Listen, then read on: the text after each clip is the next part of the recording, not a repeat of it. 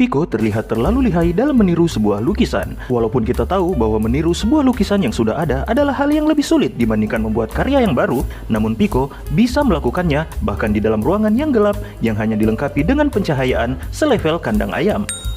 Pico bahkan tidak membutuhkan contekan untuk membuat karya yang ini, berbeda dengan yang ia lakukan ketika membuat lukisan karya Raden Saleh. Lukisan indah karya pelukis besar Widayat berjudul Hutan Rimba. Panitia pelaksana lelang bahkan tidak tahu bahwa lukisan H. Widayat yang berjudul Hutan Rimba bentuknya seperti ini. Sementara itu, lukisan ini entah lukisan dari mana. Membeli mainan seperti ini dengan harga yang setara dengan 500 piring mie gacoan menunjukkan bahwa beliau ini adalah seorang kolektor mainan. Namun ia adalah kolektor abal-abal karena mau membayar semahal itu untuk sebuah action figure yang tidak dilengkapi dengan kotak yang tersegel. Apalagi beliau ternyata membayar jauh lebih mahal dibanding harga benda yang serupa yang bisa didapatkan di Shopee.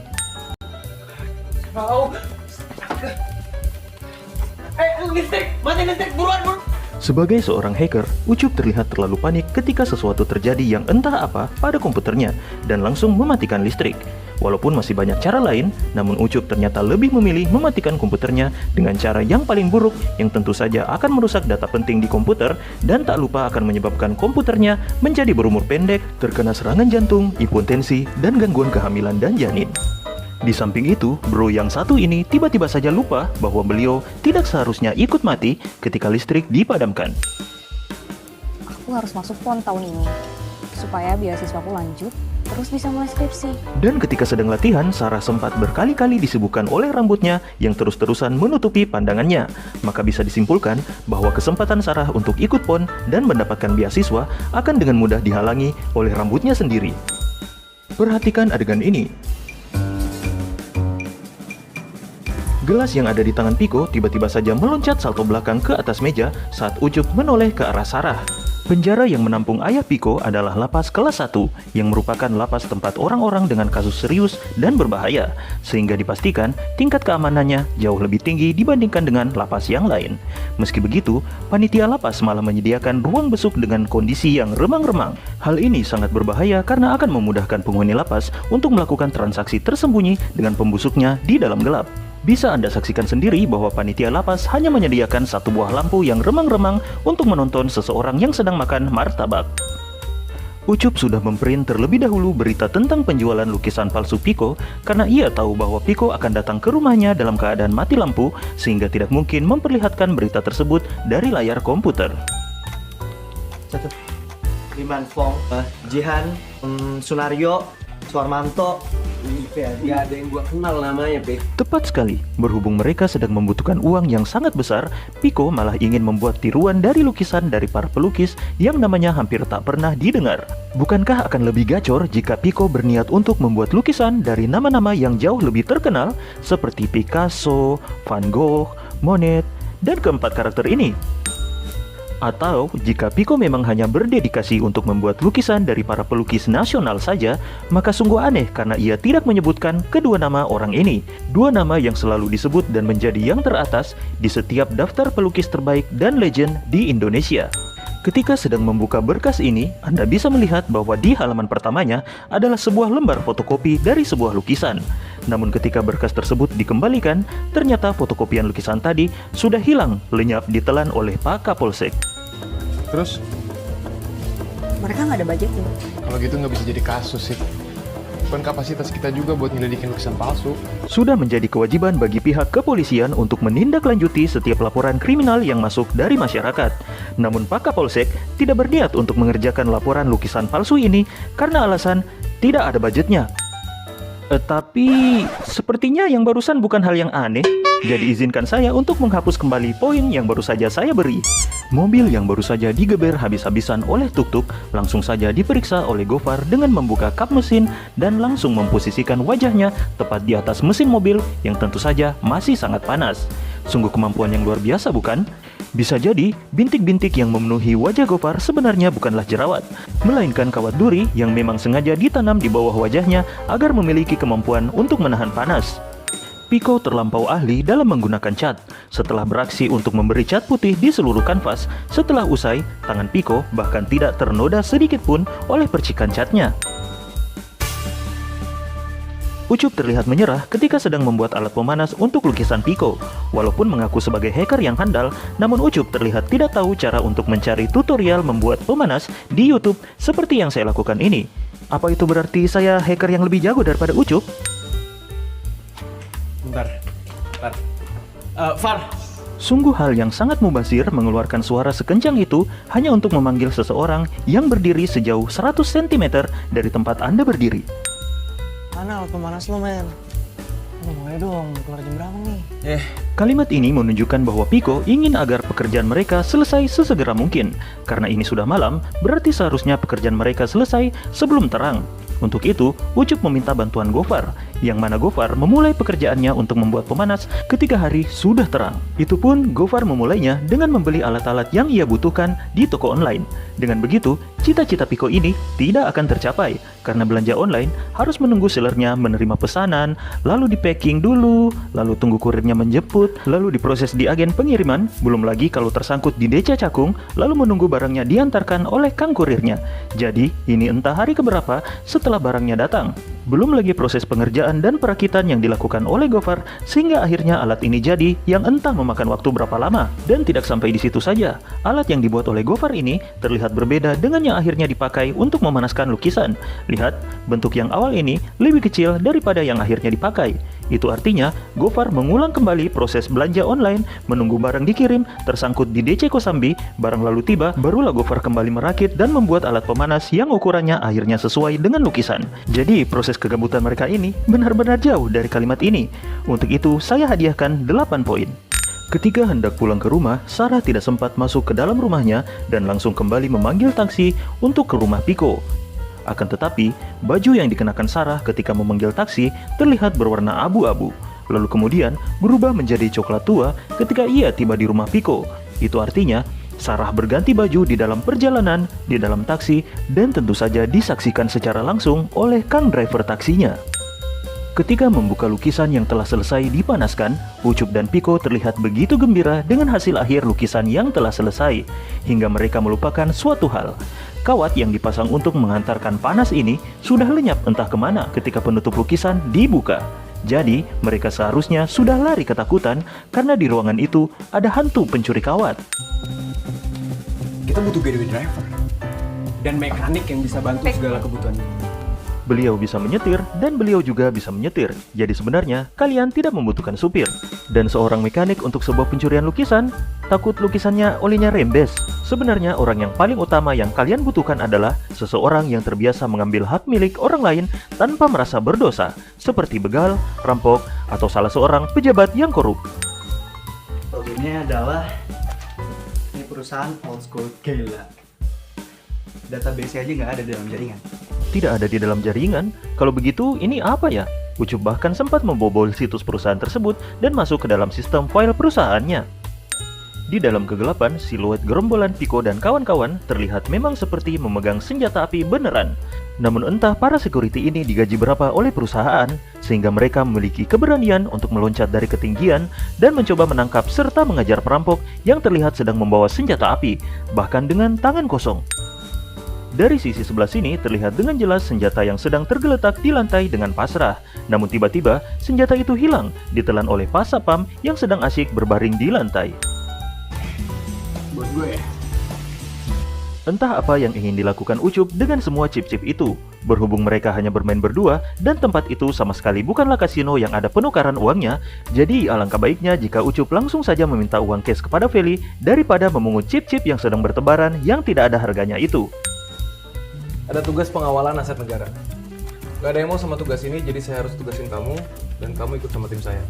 Tugas pengawalan aset negara tentu saja dibarengi dengan kehormatan dan insentif tambahan. Bagaimana bisa tidak ada yang mau menerimanya? Dan entah bagaimana caranya seorang polisi berani menolak perintah yang ditugaskan oleh atasannya. Tahu nggak siapa yang bakal nganter lukisannya? Nih surat tugasnya. Gua sama Gofar. Ya, sungguh masuk akal karena ada sebuah perusahaan pengiriman yang bertahun-tahun dipercaya oleh negara tiba-tiba saja mempertaruhkan reputasi mereka dengan menugaskan tugas yang sangat penting kepada 2 orang karyawan yang baru saja mereka terima. Terlihat petugas yang datang memasuki ruangan tempat lukisan Raden Saleh dipajang, kemudian mereka membungkusnya dan mengangkatnya menuruni tangga. Menuruni tangga. Jadi, air mancur, pohon, dan taman ini ada di lantai 2? Mas, mobil saya mogok tiba-tiba, saya nggak ngerti kenapa. Dan di antara banyaknya manusia yang terjebak macet ini, tidak ada satupun yang memiliki otak yang berfungsi untuk berinisiatif mendorong mobil yang menghalangi jalan tersebut ke tepi jalan. Mobil boxnya kenapa ada 2 ya? Ya tentu saja karena ini adalah jam kerja dan mereka adalah perusahaan ekspedisi pengiriman barang. Jadi mereka memang punya banyak mobil yang serupa dan sangat mungkin kebetulan berpapasan di jalan. Entah kenapa Anda malah heran, entah bagaimana reaksi beliau ini jika bertemu gerai Indomaret.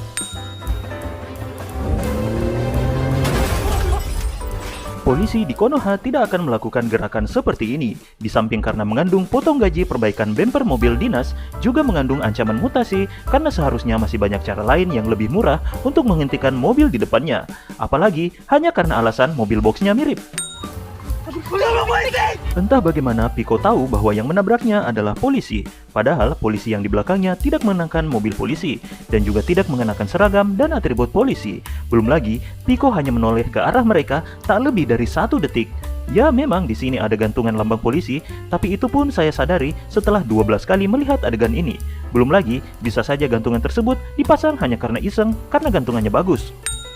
Para pengemudi kendaraan di dalam terowongan ini lebih memilih terjebak macet daripada melewati area jalan yang masih sangat luas ini. Dan entah kenapa mereka membuat space tersebut di tengah macet. Jaga-jaga kalau si Komo lewat. Walaupun bemper ini sudah terlepas dari mobilnya, namun ketika melakukan pengejaran, bemper tersebut terlihat normal, sehat walafiat seperti sedia kala. Tak sampai 30 detik setelah insiden kecelakaan, tiba-tiba saja sudah ada wartawan yang ready mengambil gambar di kejadian tersebut. Seolah wartawannya sudah ada di situ dengan kamera yang siap dan sudah memprediksi akan ada kejadian di lokasi itu.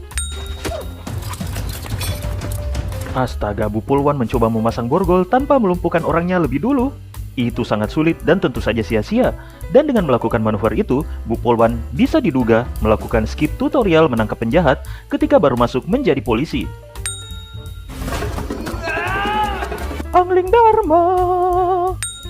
Sebagai orang kepercayaan di keluarga Feli, Mas Gito rela membiarkan anak majikannya berduaan dengan seorang pria di sebuah kamar. Belum lagi, pria tersebut adalah seorang buronan kriminal. Dan ditambah lagi, buronan itu baru saja mengajak anak majikannya ikut serta dalam kegiatan kriminalnya. Bukan cuma lukisannya, Bu. Kedua truk itu pun identik sampai ke nomor mesinnya. Sebenarnya tidak, karena salah satu truk itu terlepas bempernya karena menabrak mobil. Mobil yang dikendarai tuk-tuk memiliki stiker ini dan mobil Piko tidak. Serta mobil tuk-tuk atapnya masih bagus dan mobil Piko telah dipenuhi karat. Jadi, entah antara Anda harus dimutasi atau Anda harus memperbanyak mengunduh game mencari 5 perbedaan di handphone Anda. Saya minta ruangan ini dijaga ketat. Lukisan ini ratusan miliar harganya. Dan besoknya di sekitaran ruang itu, baik di luar maupun di dalam ruangan, tidak ada satupun yang berjaga ketat di ruangan itu. Entah ada apa dengan polisi di kantor ini. Dan untuk lukisan yang palsu, saya yang harus bawa langsung karena kami punya prosedur khusus untuk menyiapkan lukisan palsu. Saya bukan pakar hukum, tapi kelihatannya benda yang mereka ambil ini adalah barang bukti. Dan menurut undang-undang, barang bukti baru bisa diambil jika tidak diperlukan lagi untuk kegiatan penyidikan. Dan karena kasus ini belum selesai, tapi tiba-tiba barang buktinya sudah diambil, saya yakin di balik keputusan ini akan ada seseorang yang dimutasi.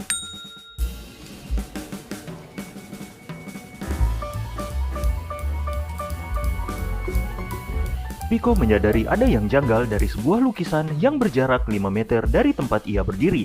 Ditambah lagi, ternyata banyak orang yang berkerumun di depan lukisan itu yang tentu saja menghalangi pandangannya. Untuk itu, Piko pasti memiliki penglihatan super.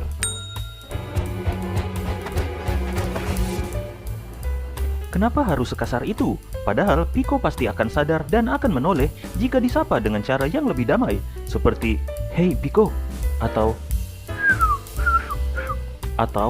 "Pipiu, cukurukuk." Lukisan yang ada di Galeri Nasional itu bukan lukisan Aden Salah yang asli. Itu punya gua. Ternyata selama ini kita cuma jadi umpan. Atau karena pihak kepolisian tidak bisa membedakan mana lukisan yang asli dan yang palsu, sehingga mereka tidak sengaja menyerahkan lukisan yang palsu untuk dipajang. Tapi tidak ada satupun yang berpikir seperti itu, karena mereka memang tukang suuzon. Lu kan yang paling tahu plannya. Paling paham soal semuanya. Nulis sana sini. Ini adalah tulisan yang dibuat oleh Ucup di papan tulis. Ya, Ucup memang menulis itu. Akan tetapi, Gofar tidak melihat kalau Ucup yang menulisnya, karena ia belum bergabung. Dan ini adalah tulisan di papan tulis sesaat sebelum Feli bergabung. Masih sama seperti di awal tadi. Itu berarti Ucup sama sekali tidak menambahkan tulisan apapun sejak Gofar bergabung hingga masuknya Feli. Karena sejak Feli masuk, Feli lah yang menggantikan Ucup dalam mendesain rencana dan menulis-nulis. Lalu dari mana Gofar menuduh Ucup yang menulis-nulis ya? 10 Desember 1968 di Jepang. Mudah-mudahan Anda tidak segera buta karena berdiri menatap cahaya langsung dari proyektor. Dia kabur bawa mobil karena takut sama komplotan pencurian truk. That's it. Udahlah, Sid. Ini sekarang kan lukisannya aman. Kameranya sukses. Setelah melepas barang bukti, Pak Kapolsek ternyata juga melepas satu-satunya tersangka yang mereka miliki. Surat peringatan mutasi sudah dekat. Tahun lalu Permadi mundur sebagai presiden karena kasus suap yang ngelibatin Rama ke expose sama media. Saya yakin semua yang ada di sini sudah tahu itu karena itu adalah presiden kalian dan beritanya juga terekspos media. Jadi, apa gunanya membeberkan informasi yang sudah basi itu? Sarah, cari perhatiannya Rama. Bisa mungkin deketin dia sampai bisa diundang ulang tahun Permadi. Sungguh malang nasib gadis ini karena harus merelakan harga dirinya demi sebuah undangan. Padahal mereka bisa dengan mudah memalsukan ijazah. Masa iya tidak bisa memalsukan undangan? Nih, orang ini. Lihat, dia bahkan bisa masuk tanpa pakai undangan. Di antara tumpukan kotak-kotak snack ini sangat aneh karena tidak terlihat sedikit pun plastik pembungkus snack seperti yang dipegang Gofar ini. Kotaknya saja sebanyak ini, jadi harusnya plastiknya lebih banyak lagi yang berserakan. Itu berarti Gofar membuang kotaknya tapi memakan snack beserta plastik pembungkusnya.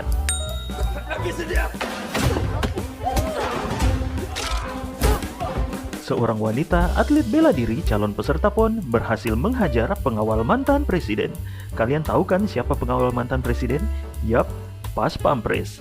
Dan Pas Pampres adalah prajurit pilihan dari TNI dan Polri. Dan Sarah menghajar 3 dari mereka sendirian tanpa tersentuh sedikit pun. Ya, walaupun pada akhirnya ada seseorang yang membantu Sarah, namun mereka berdua harusnya belum cukup untuk menghabisi pasukan Pas Pampres. Jadi, 30 keanehan untuk itu.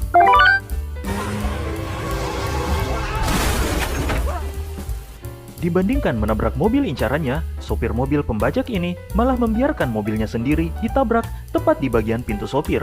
Sepertinya sopir pembajak ini yakin betul bahwa tulangnya terbuat dari baja. Sungguh aneh karena tidak ada satupun ojol ataupun kendaraan lain yang berhenti menikmati adegan kecelakaan dan perkelahian di tengah jalan ini. Tadinya saya pikir karena mungkin ini di daerah pelosok, tapi tidak karena Anda bisa melihat gedung tinggi di sekitar lokasi tersebut. Gimana kalau kita punya 2 plan A dan plan B? Daripada kita harus milih, kenapa nggak dijalanin aja dua-duanya? Untuk berarti sama saja dong, ibaratnya kalau kita lagi ulangan, kita lebih bagus kalau mengisi 2 lembar jawaban sekaligus, ya buat jaga-jaga jika salah satu lembar jawabannya tiba-tiba saja diambil oleh pembajak pas di jalan mau dikumpul gitu. Saya punya penawaran yang lebih menarik. Saya ada calon pembeli, berani bayarnya $10 juta. 150 miliar! Entah mengapa mereka begitu gembira, mengingat yang memberi tawaran adalah Dini, orang yang di awal mencurangi harga lukisan yang dibuat oleh Piko, dan tak lupa juga menjebak mereka semua hingga menjadi tumbal dalam pencurian lukisan Raden Saleh. Kalian yakin tidak dibodohi lagi sama Dini? Dan kalaupun tawaran dari Dini itu benar, maka Anda semua tak perlu terlalu bersukacita, karena selamat, kalian semua akan dikumpulkan di neraka, karena memakan uang hasil barang curian. Ya, kalau nggak sempat tobat.